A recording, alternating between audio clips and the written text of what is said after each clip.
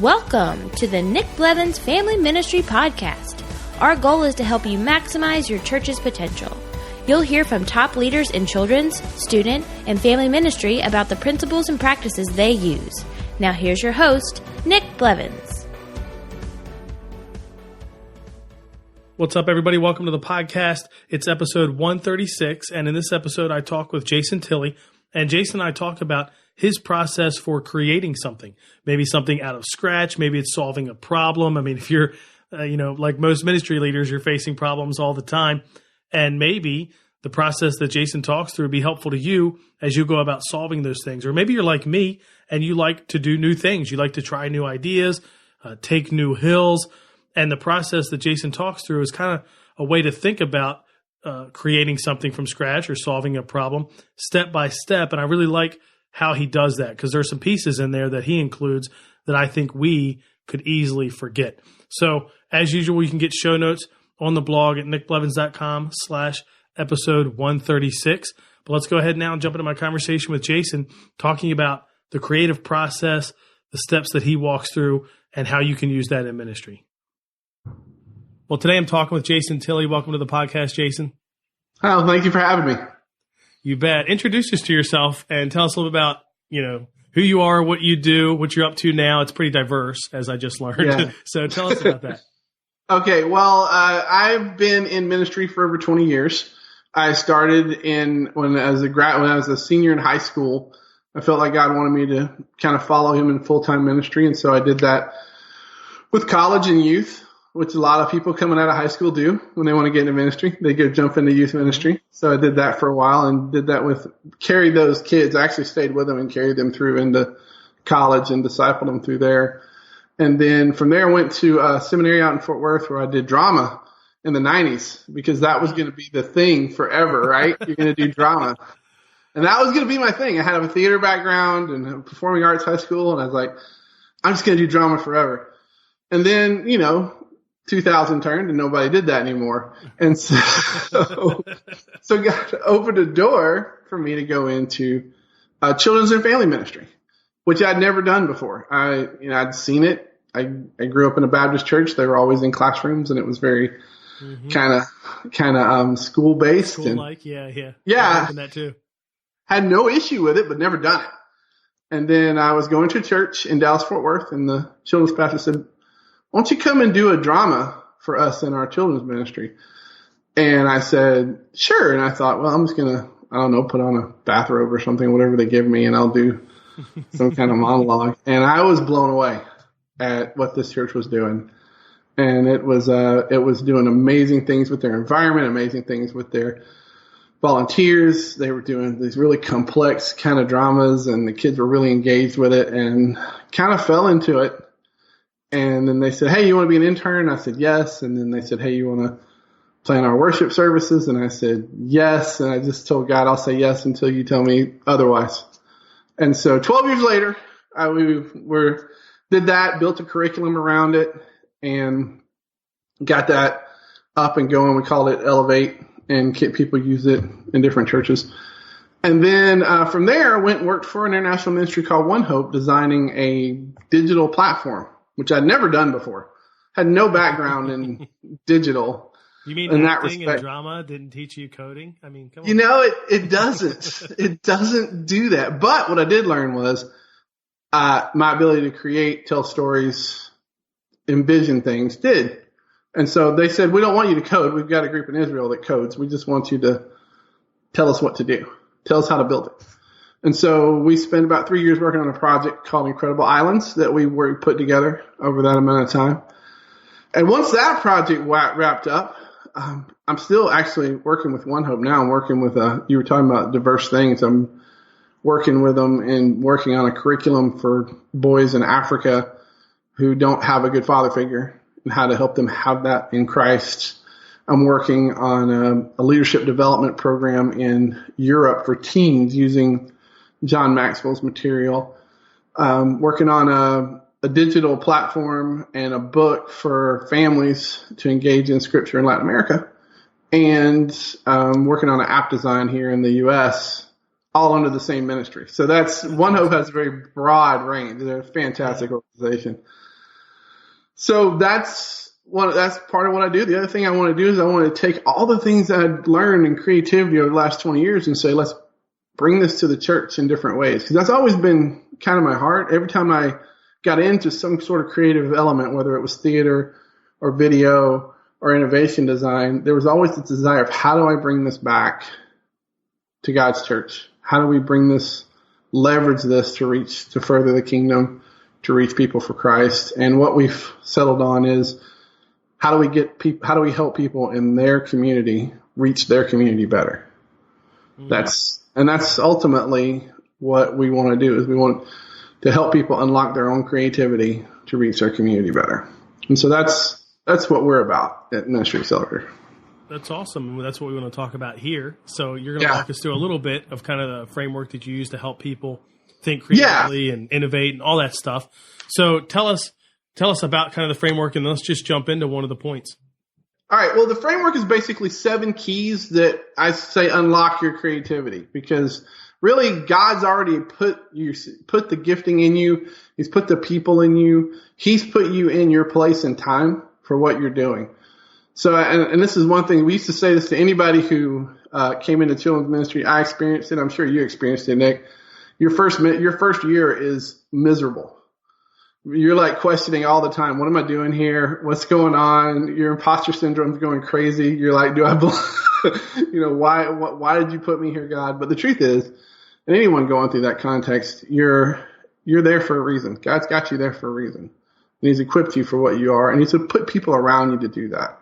And sometimes it's just a matter of unlocking that and putting that into practice in your ministry. So we have 7 keys that help you do that. And the first one, they're basically 7, is you believe you're creative.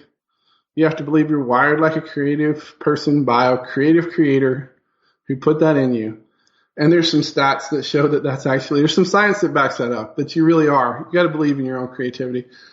Number 2, you got to fill your creative tank, because I found that creativity is a resource.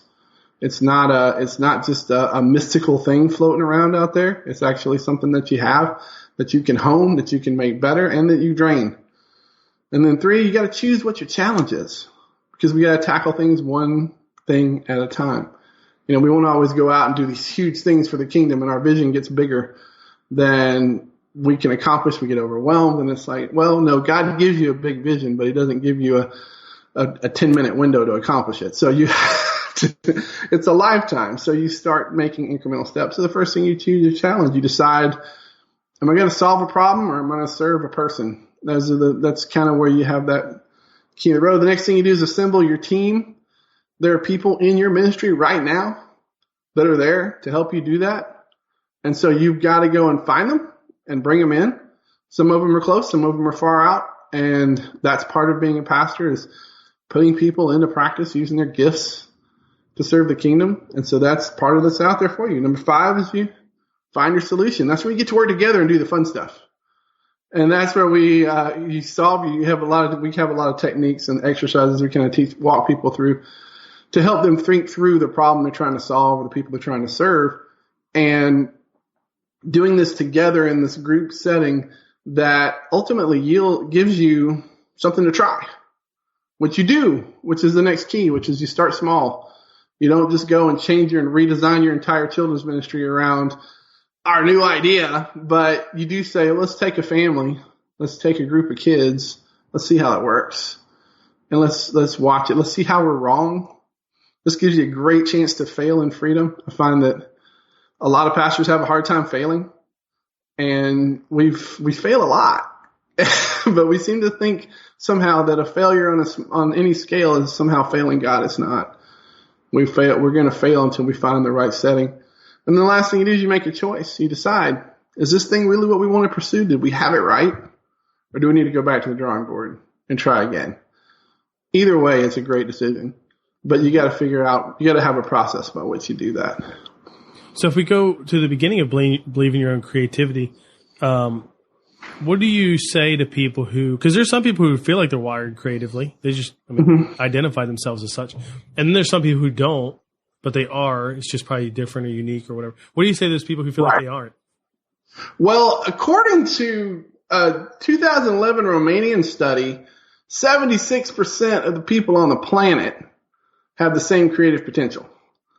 So just math says you're probably within that 76% of people who have that same type of creativity. But the thing is, your creativity, like you said, expresses itself differently. And we've kind of, for a long time, it was the artistic bucket. We put creativity on the artistic people. If you were a good actor, a good painter, a good writer, that's a creative person. And I do accounting. Now we've recently added, if you can develop apps, if you can develop, systems and things like that help social engineering and things along those, that we put creativity on that. And the truth is, if you can figure out a way to organize a budget, to organize a work schedule, to organize a bunch of people, and you hear me say organize a lot, if that's your gifting, you're just as creative as the person who can put a painting on the wall, because that requires a level of creativity. It's just different. And I talk about it in 4 categories. Like there's we call it 4D: dreamers, developers, dreamers, designers, developers, and doers. And a dreamer is just like a big picture, out of the box world builder. They can't do any of it. They just, you have some level of skill, but they can never accomplish what they dream. It's always bigger. Walt Disney was a good example of that. Is of a big dreamer. Then there's your designers are the people that come along and say, okay, you want to do this. They would be what would be his Imagineers. Here's your world. We're going to put the layout and the design and how's it going to work? How can this actually function? Can we do this without killing people? Can we do this? And everybody has a great experience? What does that look like? Then you've got your developers who say, okay, here's the timelines. Here's what we need to do to get it done. Here's the things we need. Here's the people we need. And then you've got what I call the doers, which are the people that put it together. Whether they're putting nails into things, or they're painting walls, or they're doing things like that. They understand texture. They understand context. That's not exclusive by any stretch, but it's 4 buckets that you can tend to see that, and we don't all just exclusively fit into one. You can do multiple. You're typically stronger in one, I've found, than you are in the others. But when you can say, well, I'm following this bucket or that bucket. They're all expressions of creativity. They're all equal in terms of what they do. In terms of the next one, fill your creative tank. How do you fill your creative tank? Like, how do you help others figure out? Because that feels like it's different too, person to person. It is, but in some ways it's probably, in some ways I call it the most boring aspect of the creativity thing, because it's the same way we feel anything.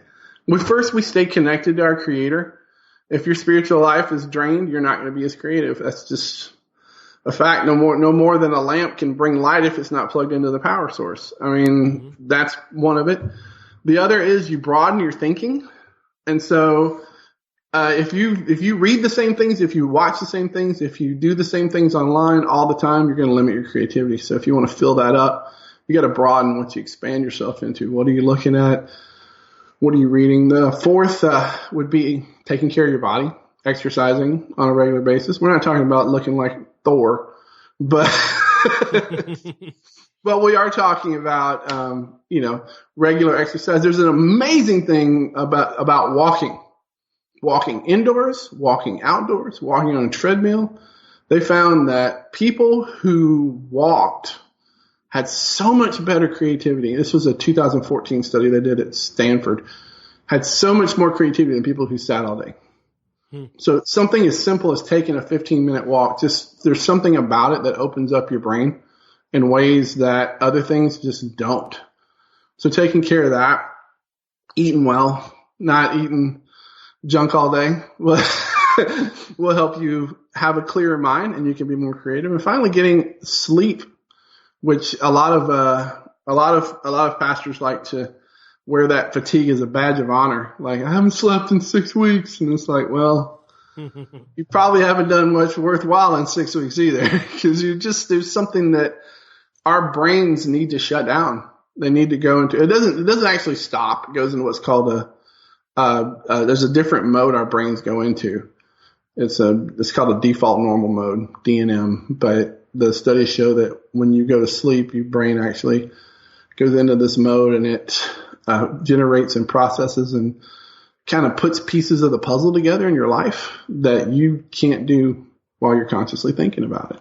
When you deprive yourself of sleep, you deprive yourself of that opportunity to have those aha moments. Mm-hmm. And see, there's a lot of people talk about, I just had this aha moment. And it's like, well, that aha moment was actually a process that you were unaware of that was being poured into you, and you're putting it together. And it's amazing how God wired us that way. Mm-hmm. So choose your challenge is the third one. If I kind of want to skip that one, though that's important. Obviously, you got to choose what you're going to focus on, but assemble your team. How do you, what are your recommendations to church leaders who they've got teams and they have volunteers that serve in some different ways, but this is obviously different. How do you encourage them to assemble a team for something creative, something new, something they're going to tackle beyond what the volunteers are already committed to it in maybe a regular role? Right. Well, first thing we did, and I'll just relate a story of back, when I was still in children's ministry, our summer event, VBS, we called it Adventure Week. And it was, we did a stage show and Bible studies and all kinds of cool immersive things. We wanted to immerse kids in the story. Every year we had a theme. And we'd been doing a lot of work on our stage production and had gotten it where we wanted it to be. And a lot of work in the other rooms. And we decided that we were standing in the building. We just built this building probably 2 years earlier. And we said, what do we want to do to really take our environment to the next level? And I turned to my project manager and said, what if we built a space station? And she's like, what do you mean? And I said, well, we've used a lot of modern architecture here. We got a lot of steel. We got a lot of glass. We got a lot of the environment architectural. We could let's put a rocket over here. Let's put a control station over here. Let's black out all the windows and make it look like they're looking out into the starscape. And so we walked through the building and just dream big, as big as we could go, and said, well, how are we going to do this? We can't afford that. If we want to pay for this is far too expensive. And he said, but we got the resource. We just got to figure out how to find them. So we did an old school kind of thing. It's not really like rocket science. We recruited, but we recruited in a different way, in that we basically asked for every aeronautics engineer, electrical engineers, artists, software developers. We just went for this wild list of people. We said, what do we think we need for this? And we threw that out there, and we started, whether it was grassroots or announcing or putting up signs, we did multiple channels where we were reaching out to people saying, if you're this person, come to this meeting. And we got a ton of return. A lot of them came just because they're like, what do you need those people for? And they came out, and we got who we were looking for, but we also got a bunch of other volunteers that wanted to creatively engage with what we were trying to do once they heard it. And we wound up using a lot of people for years who weren't serving anywhere else. They didn't have a place. You were talking about volunteers you're already using. We used those volunteers too, but we gained a whole new group of people who never had a place to serve. And we were able to put them into a place of doing something that impacted kids for kingdom for years to come. So that's how we assembled our creative team. We came up with those 4 buckets, and basically said, okay, these people that are coming in based off of how we got to know them, you fit in this bucket, you fit in this bucket, you fit in this bucket. And then it was about putting them into play, empowering them, giving them the vision and saying, let's go, and focusing them, because sometimes they would get off they get super excited about one thing or another, and then keeping them into the vision of what we're trying to accomplish. But for the long term, it was pretty much their show. They put it together. They did it. And so it was something that the body could be proud of. It was great. And that's why find your solutions after assemble your team. It's not, hey, I've got a plan. Right. You could do that, but that's not the best approach. Is, hey, I already got a plan. Let me get you to help me do it. You know what I mean? Right. Yeah, exactly. For you, right? Yeah, because to me it's about, I've always felt like as a pastor, my job was to not do it so much as empower others to do it. and believe that God's put the people there. He wants them to do something to reach others for his kingdom. And if I get in your way by you just do it the way I want to do it, then I'm limiting what God could do through this person or this group of people. So yeah, that's one of the things that was, because for a while we were working on this formula, actually Assemble Your Team came after the solution. It came after that. And it was like, well, no, the solution came after. It was the choosing your challenge came after assembling your team. And I was like, well, if you don't have a challenge, there's no team to assemble. So yeah, what are they getting together for? What are they going to do? It's like, hey, be on my team and do what? I don't know yet. I'll let you know. We'll call you. Yeah. So, and as you've seen this in churches, I'm thinking about like practically when they start assembling a team and they start looking for a solution. What's the timeline like on that? Like, it's probably not one meeting. We've got a solution.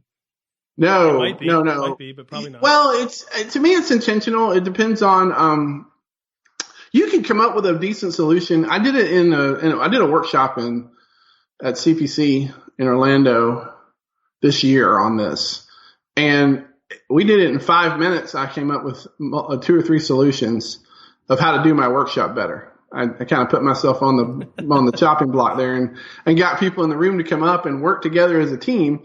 And I really kept it short, but because I just wanted people to see, how this works. And within 5 minutes, we had 2 or 3 solutions that we could act on that would actually have made that experience better.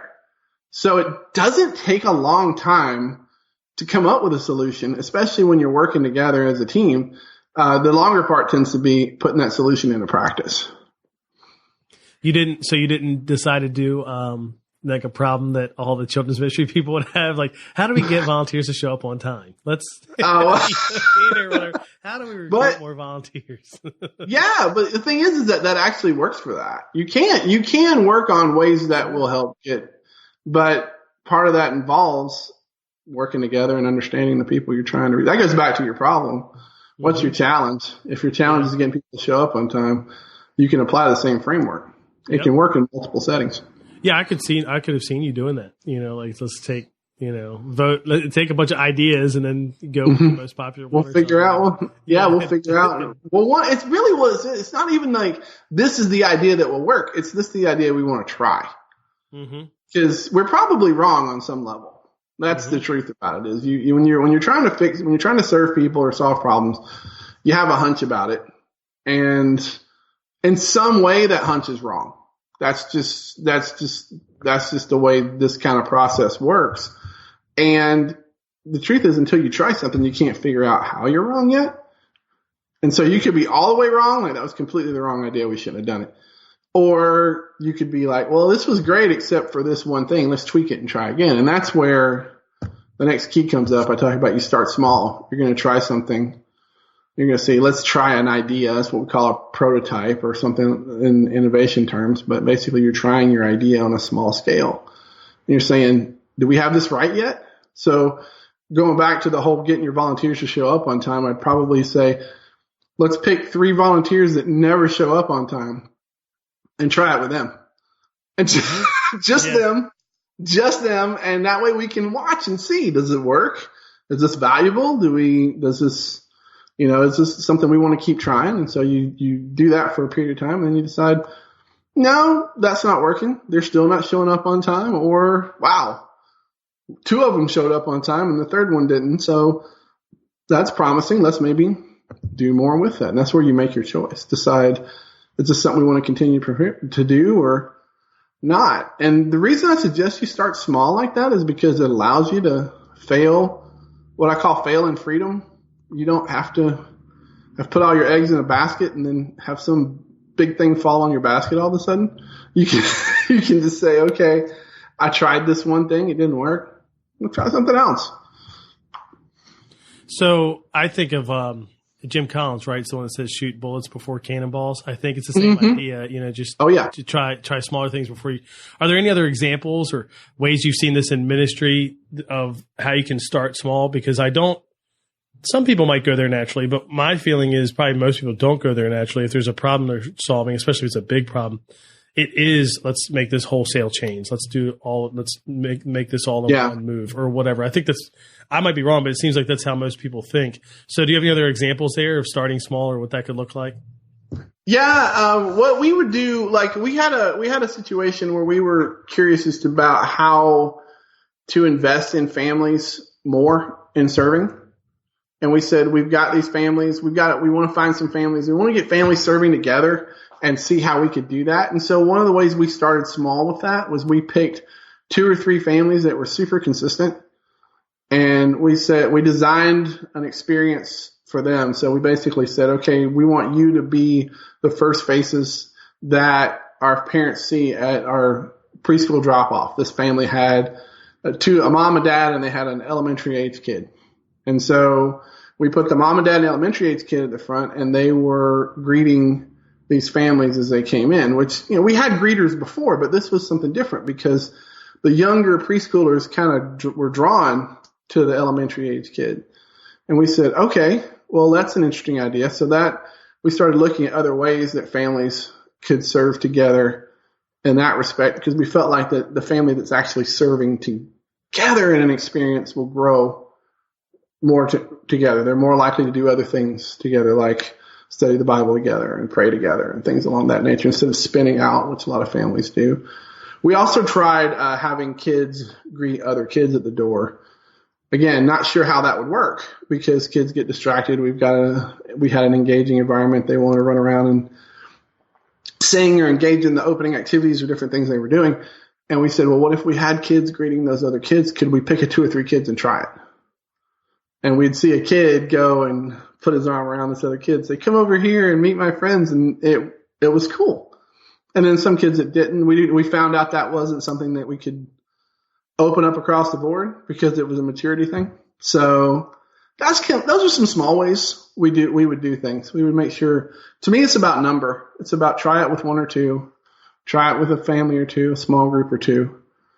And I had a guy, it was even something as simple as I knew a guy that was trying to do I have him sit on the floor or do I have him sit in chairs? It's one of the most boring decisions you can make. But I was like, dude, don't do it with everybody. Do it with one group so you can see the difference. And when he did, he said, oh, this is so much better from my context, that he went and did it with everybody. But he had the confidence that this will work if I move forward with it. Because I think you're right. I think people do make wholesale changes without being certain, having any kind of confidence that this is the right direction to go. And I think that if you took a step back and did a few things, it doesn't have to take long, a week or 2. You can determine if that's going to work or not. That you try something small and say, hey, this works, this doesn't work, let's move on. Mm-hmm. Yeah. That's good. Those are some good examples because I, as you said it too, I thought, I don't think most people do it that way. I think you just, you know what I mean? Yeah. Get everybody doing it, and you don't kind of try it in a smaller setting or whatever. I think about this too a lot with, and one of your ideas was kind of in this realm of partnering with parents that feels like everybody's just trying stuff. Nobody knows what works. There's no cookie cutter solution, whatever. But a lot of times it is easiest to do that in small settings, just with a few families or whatever, because, something else would take a lot more work to do it church wide or ministry wide. So it makes sense to start small. The last one, make a choice. You explained that, like, are we basically you're choosing, are you going to run with this? Are you going to not? Are you going to go back to the drawing board? Are you going to tweak something? Anything you can do to help us with that one as we apply it? Yeah. So when you're looking at something, there's 2 ways you can pursue it. You could say, okay, we're going to do something again. Like you think it's going to work. Maybe you've got your hunch is still strong. It didn't look like it worked, but you think it's going to work. So to do the same thing over and over again, that's the definition of insanity. You don't want to do that. What you want to do is you want to make small changes. You want to identify the things you think didn't work, but still makes the idea make it worth trying again. So if you've got 2 or 3 things, you're like, well, if we didn't do this or we didn't do this and tried it again, let's see what happens. That's kind of what makes you decide we want to keep trying it to, well, now it could work great the first time and you want to expand it. That's beautiful. I've never seen that happen often, but that's possible. However, if you want to look at if you still feel very strongly about it, but just didn't work the first time, Look at the few things, look at what got in the way and say, if we fix that, would the idea still work? Now, if you're like, this idea is not working, we want to go back to the drawing board, basically that comes to the point where you're saying, we're not changing our vision. We're not changing what we're trying to accomplish. We're only changing how we're doing it. Because I think the vision is not necessarily bad. The vision of getting families to work together is not bad. If we wouldn't change that vision, we wouldn't have said, oh, this family greeting preschoolers at the door, that was terrible. We wouldn't go, well, then we can't have families working together. That's like throwing the whole thing out. Sure. So we would say, okay, this particular expression didn't work, but the vision's still good. So what are we going to do? And that's when you bring your team back in and say, this idea didn't work. Let's come up with the new ideas. And now if you want to go back to my breakout thing, I had 3 options of viable solutions that they picked by the end of that 5 minutes. You probably only want to try one. You already got 2 sitting there waiting for you to try that. If your first one didn't work, your team probably came up with 3 or 4 ideas that you could use.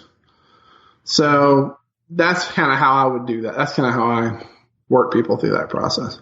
Yeah, and having multiple options makes it even easier to come back later and say, should we do that or should we not? And because you're not even just deciding between do this or do nothing. It's do this or do option 2 or option 3, and it's a little bit better. Or it's like best idea wins. It reminds me of that kind of thing. You know? Oh yeah, absolutely. Yeah, that's a very good Pixar statement too. The best idea has to win. It's one of their drivers. So I like the has to part of it. Yeah. It's not that it's like arbitrary. It's like, no, we have to fight this until we get the best idea, no matter how we feel about it. If it's the best idea, it has to win. Yeah. Good. Was there anything else you'd add as we wrap up? And then, I'd love to get ways people could connect with you too, if they have any questions or want to work with Ministry Accelerator. I think the thing is that when you break it down, this is just a process. It's just a formula to get you thinking along a certain lines. But at the end of the day, what it is it's you're taking the gifts that God's given you, combine them with the gift that God's giving people within your body to reach your community for Christ. So there's no mystical thing to it. There's no super secret like, oh wow, creativity is this kind of cloud. It's something that you can totally do, that God's gifted you to do, and that you're probably doing on some level already anyway. And so really and truly, it's just about understanding that this is something that if I put some intentionality behind it and I put some thought and some practical tools to it, it can do so much more for my ministry than it's doing right now. Yep. Yeah. How can people connect with you if they want to learn more about Ministry Accelerator or maybe One Hope, or just connect with you if they have any questions? MinistryAccelerator.org. That's our site. It's a blog, and we've got some other information and stuff on there, but mostly it's blog. We've got 2 segments. The Ministry Accelerator segment is where we talk about ministry in general, and then we have a specific KidMin Accelerator area where we just talk about specifically KidMin things. Some things we're working on right now in that particular space is what we call pass-through material. One of the things we've identified that children's pastors struggle with is the amount of time they have to do things like training. They simply say, I don't have time to do that unless they're in a context where they have a staff or something like that to work with. So we've been working on content that basically you can send directly to your volunteers or you can send directly to your parents. And it's free. It's there for the taking. It's under the KidMin Accelerator banner on our site. One Hope is onehope.net, and there's all kinds of stuff they got going on there. So if you want to check them out. So, that's us. And what's the best way to get in touch with you if they want to reach out to you? Social media, email? Social media, I am on Jason L. Tilley at Instagram, and you can reach me via email, jason@ministryaccelerator.org. Awesome. That's great. Yeah. So thanks for taking the time to come on the podcast. Thanks for the work you're doing with One Hope. I saw on their site it was some vision about reaching 113 million kids, something like that. Sure. It's just awesome. And, you shared some of the things that are happening in different parts of the world.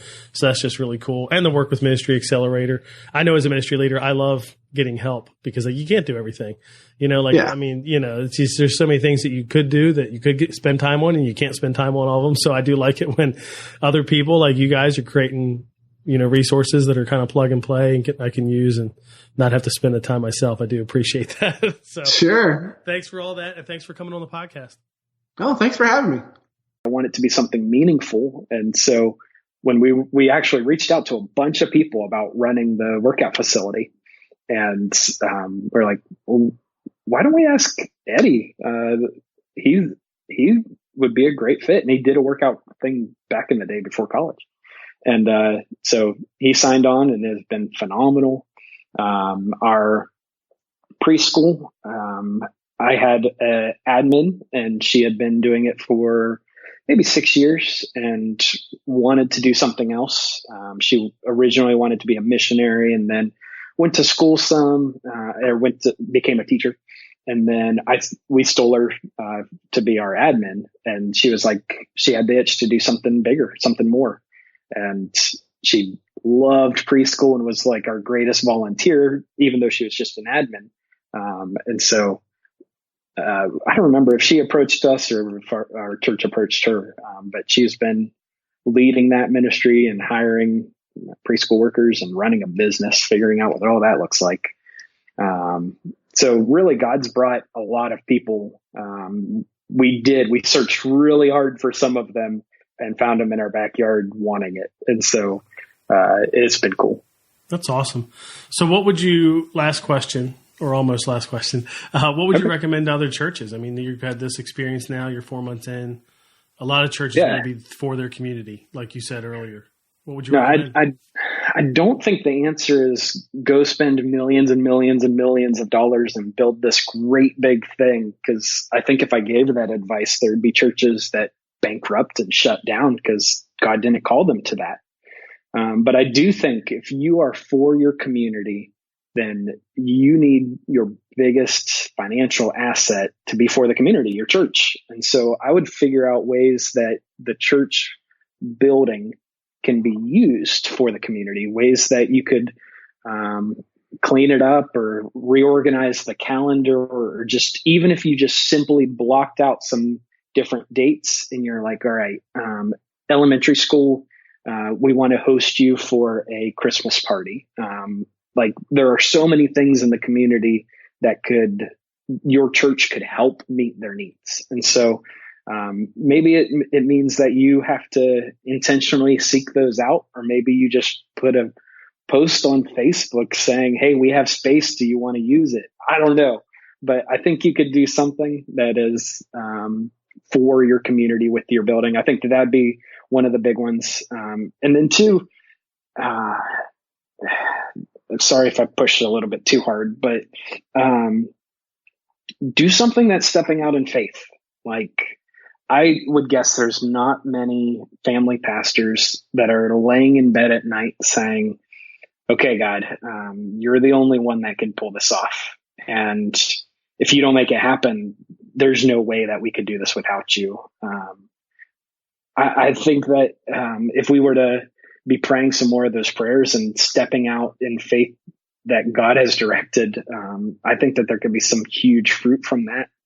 I'm not necessarily saying put it all out on the line that you're going to shut down if you don't, but if you're called to that, maybe.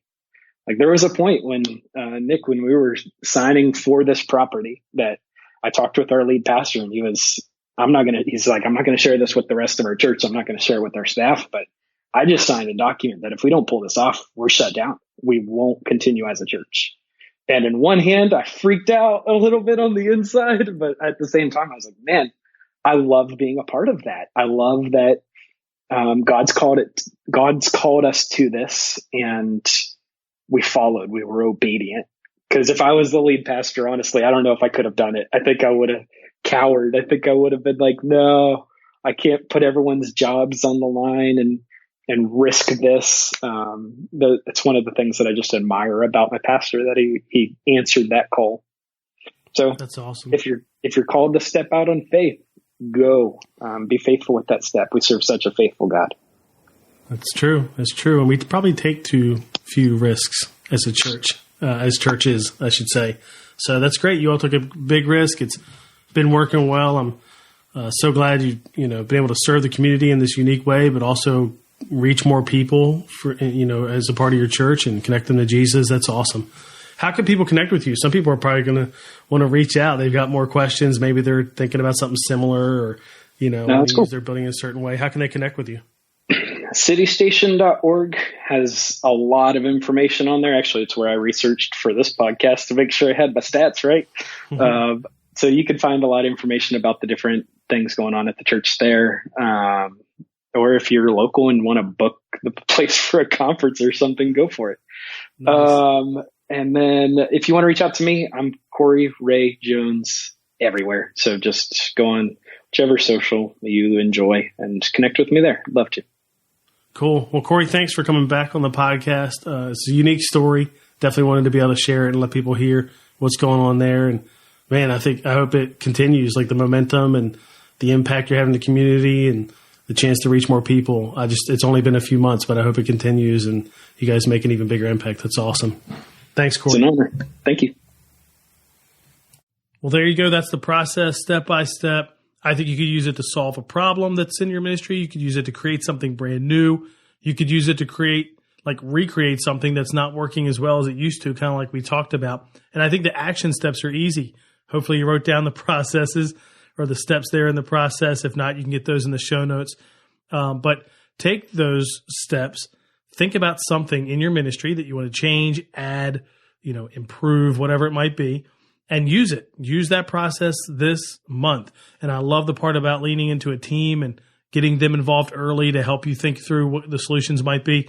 I even think you can give them lots of authority and responsibility in carrying out whatever plan you create.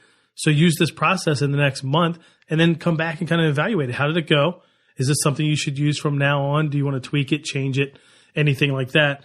And I think you'll find it to be really, really helpful. I do think there are a few things in there, like using a team, that we tend to leave out.